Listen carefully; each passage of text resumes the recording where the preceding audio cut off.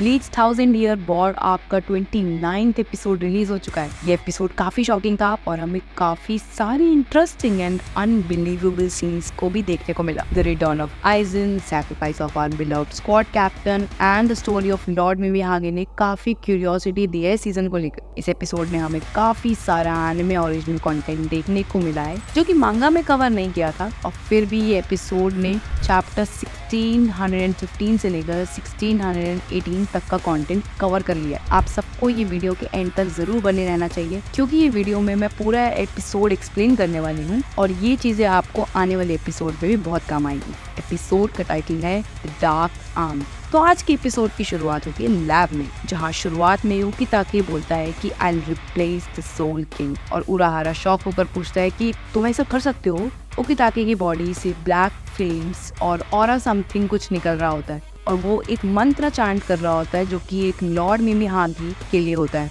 और वही scene shift हो जाता है एक एनिमे ओरिजिनल फ्लैशबैक पे, जहाँ फर्स्टली मैं थोड़ी कंफ्यूज हो गई थी कि ये बोल क्या रहे हैं, बट बाद में धीरे धीरे सब समझ आ गया। फ्लैशबैक की शुरुआत होती है उकीताके के पेरेंट्स से, जो वही मंत्र चैंट कर रहे होते हैं 3 ईयर ओल्ड उकीताके के लिए, जो कि हमको ऑलरेडी पता है एक लंग डिजीज से सफर कर रहा है। 3 साल का उकीताके मरने की हालत में होता है और लॉर्ड मिमीहागे की मूर्ति कुछ राइट हैंड फिस्ट जैसी है जिसके ऊपर एक आंख बनी है, और जैसे ही उसके पेरेंट्स मिमीहागे के सामने प्रे कर रहे होते हैं वैसे ही वो मूर्ति की आंख में से टीयर्स ड्रॉप होने लगते हैं। एंड किड उकीताके एक ऐसी जगह पहुंच जाता है जहाँ सिर्फ उकीताके और लॉर्ड मिमीहागे है। वहाँ पे भी मिमीहागे का स्ट्रक्चर सेम होता है एंड वो आई से आंसू गिर रहा है। तभी उकीताके जाकर वो आंसू को पी जाता है एंड उसकी जान बच जाती है एंड वो सपने से उठ जाता है। फिर कुछ साल बाद का सीन शुरू होता है जहाँ एक लड़का एक दादी माँ को परेशान कर रहा होता है for bumping into him and Ukitake उसको रोकने की कोशिश कर रहा होता है, बट तभी वो बुढ़िया इस बंदे को 2-4 मार के सबक सिखा देती है। उकीताके उस बंदे को बोलता है कि सोल एकेडमी ज्वाइन करना जहाँ तुझे फाइट करने के लिए पैसे मिलेंगे, बट हियर वी सी उकीताके अभी भी ब्लड कफ करना।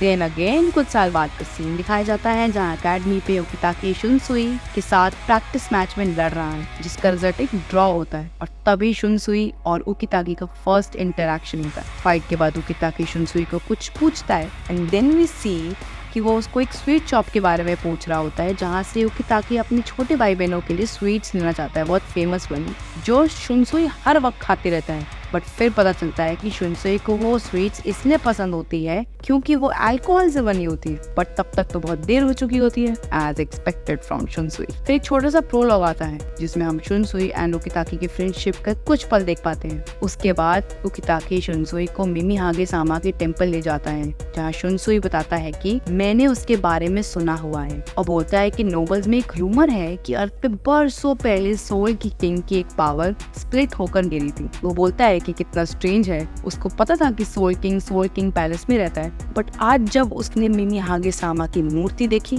तब उसको सच में यकीन हो गया। शुनसुई बोलता है कि सोल किंग का left hand advancement of govern करता है एंड राइट हैंड जो कि मिमीहागे सामा की मूर्ति से रिजेंबल करता है वो स्टिलनेस को गवर्न करता है। उकीताके बताता है कि वो सिर्फ मिमीहागे सामा की वजह से जिंदा है। बाद में हम कैप्टन उकीताके को देखते हैं जो कि सेंट्रल 46 के सामने खड़ा है और उनको बोलता है कि उसको कोई और लेफ्टिनेंट नहीं चाहिए क्योंकि काइन की जगह कोई और नहीं ले सकता। फिर हम both captain Shunsui and Ukitake की छोटी सी कन्वर्सेशन सुनते हैं regarding that only. Later Shunsui, Ukitake and Unohana तीनों के तीनों यामामोतो की ब्रोकन स्वॉर्ड के सामने ग्रीव कर रहे होते हैं।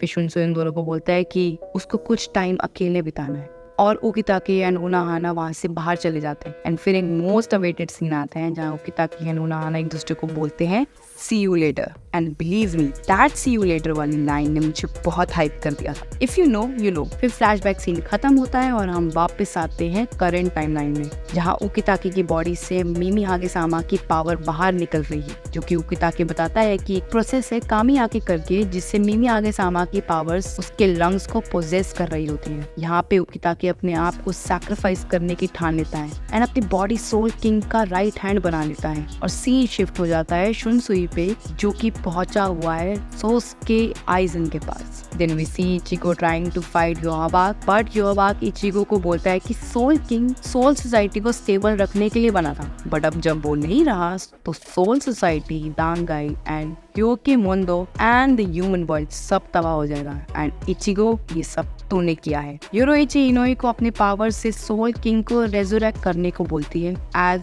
शी चैड and Ganju tries to attack योहाबाक, बट एज एक्सपेक्टेड होता है एंड उसकी पावर्स का सोल किंग पर कोई असर नहीं होता। और तभी मिमी हागे की पावर सोल किंग तक पहुंच जाती है एंड उसको देखकर योहाबाक की आंखें फटी की फटी रह जाती हैं।